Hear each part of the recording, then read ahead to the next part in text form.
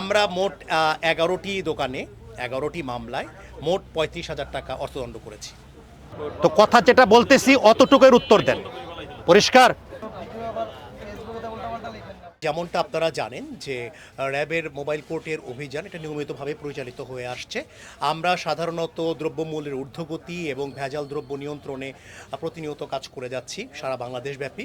তো তারই পরিপ্রেক্ষিতে স্বরাষ্ট্র মন্ত্রণালয়ের নির্দেশনা মোতাবেক রমজানে দ্রব্যমূল্যের যে ঊর্ধ্বগতি এটা নিয়ন্ত্রণ এবং একই সাথে পণ্যে ভেজাল দ্রব্যের যে ভেজাল নিয়ন্ত্রণ সেই প্রেক্ষিতে আমরা আজকে কেরানীগঞ্জ এলাকায় মোবাইল কোর্ট পরিচালনা করি।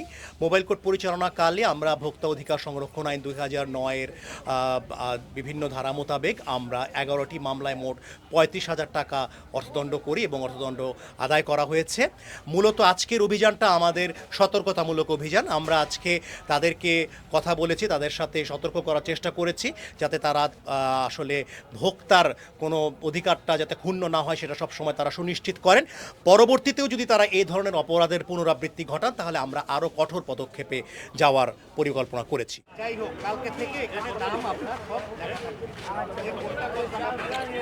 পরবর্তীতে আপনি কখনোই এই মূল্য তালিকা ব্যতি রেখে দোকানটা খুলবেন না, ঠিক আছে?